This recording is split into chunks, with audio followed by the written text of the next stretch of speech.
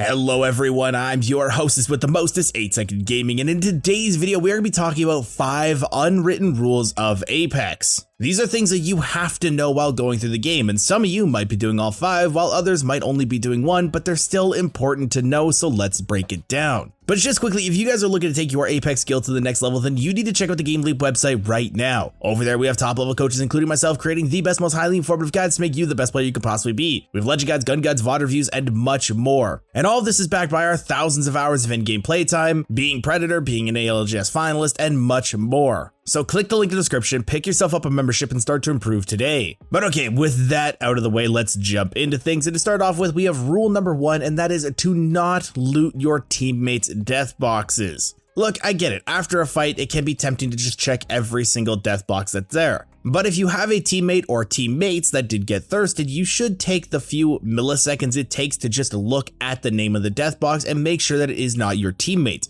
Because once they get revived, they are going to need what's on that death box in order to help you out for the rest of the game. Now, this is a pretty standard and common practice, but there are some unless situations that I think a lot of people need to understand as well. Now, the standard, of course, don't loot them. But if you're not going to be able to revive your teammates anywhere near those death boxes and they're not going to be able to get back to them, then it is acceptable to go through and take what you need in order to survive, in order to get them back into the game. On top of that, if you are still in a fight and your teammate's death box has an armor swap on it, then yes, go into that death box, take the armor swap, and win the fight. Now, if it is a better armor, you can offer it back to your teammates after you've won the fight, but some other people think, hey, I won the fight, I deserve this armor, so it's up to you. Another one, and the most common one probably, is to check and see if they have any survival items that may help you. If the mobile respawn is not in the crafter at the time, it could be likely that your teammate did pick one up, and if they got thirsted, it's nice to be able to just drop them right beside their death box. So go through, loot their death box only for that survival item if they have it. If they don't, just leave it completely untouched. Or if you need to run away, then just look back at the other unlesses. But that is rule number 1, so let's move into rule number 2, and this is to not land on the same building as your team. This is a huge issue that I especially run into when I'm solo queuing, and I think a lot of other people run into it as well. When you're the jump master, you pick a nice POI, you start to fly there, only to realize that either one or both of your teammates have stuck to you the entire way, and now you are all looting the same building. This is bad for a multitude of reasons. Splitting loot among your teammates like this can be very bad if you are contested. If you're contested, you want to split up and cover as much ground as you possibly can while being safe in doing so. This not only helps your team because you're going to be getting more loot that's spread apart your team,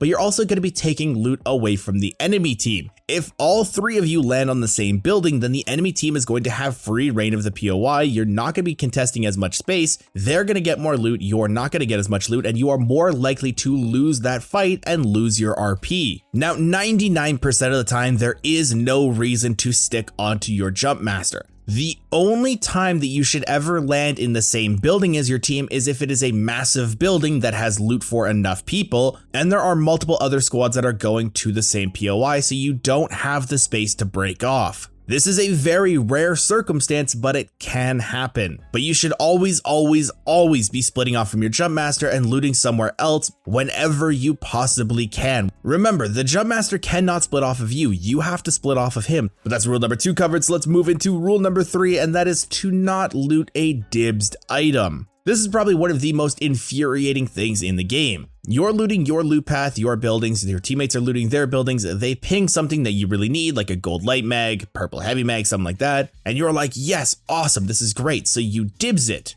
only to see your other teammate just instantly 180 and run exactly to where you have dibs that item. The rule of dibsing is sacred in Apex. It can be a little bit annoying to let an item like that go away, but if your teammate dibsed it, they have first priority on it. And yes, I know, like I said, it can be annoying, but they also need it. And I also do want to point this out. If you are the one that did dibs an item and you go and pick it up and you're dropping something that could also be useful to a teammate, like you dibs a purple heavy mag and you drop a blue one in its place, ping that then just in case your other teammate needs it. An easy way to see this without asking them is when you hover over an item, if there's a little hand in the top right corner, that means a teammate needs it, so you can ping it for them. And yes, this situation also has an unless asterisk next to it as well. If you're running right behind a teammate, like you guys are going to the same place, they go left, you go right, they loot a loop-in and you're right beside them and they ping an item that you need and you're turning around to get it, but a teammate dibses it, you're right there. You can take it.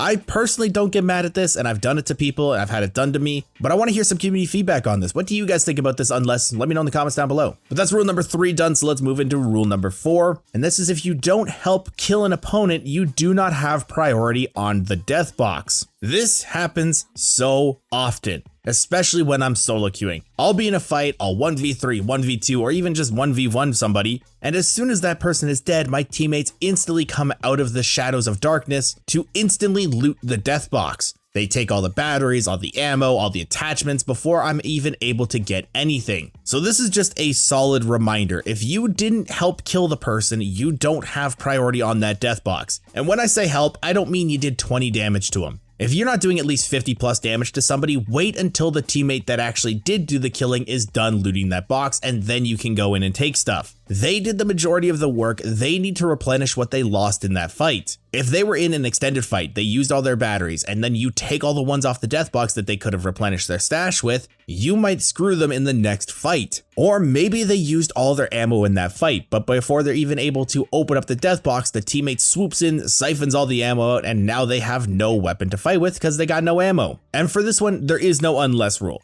If you did not help kill that person, do not touch the death box. Go do something else. Watch over your teammates while they loot. Go loot the death box that you did help with. Just don't touch that death box until your teammate has left. And moving into rule number 5 now, share the love and give gold items to the legends that need them the most. The gold items in the game are extremely strong in their own rights, but given to the legend that synergizes with them the most can make them super broken. For example, gold knockdown shields should always be given to the support. Legends like Gibraltar, Newcastle, Lifeline really benefit from them, but other legends like Caustic, Watson, Catalyst, stuff like that, the ones that are going to be doing the reviving most of the time should always have them. Those are going to be the legends that are in the backline. They're going to be the ones that are reviving most of the time. They're the ones that need the gold knockdown shield. On the other hand, super aggressive legends that are going to be in the front line fighting most of the time benefit heavily from the gold armor, because then they don't need to waste a lot of time popping batteries. They can use the shield cells, which take a lot less time to pop, and get a lot more health back. This allows them to be hyper aggressive because even if they take some damage, they're not going to be able to fight for too long. And legends that heavily rely on their abilities in order to help you and your team out, like a Bloodhound, a Pathfinder, or even again a Gibraltar, should be given the gold helmet. Legends that have really big, heavy hitting abilities need the cooldown reduction from the gold helmet.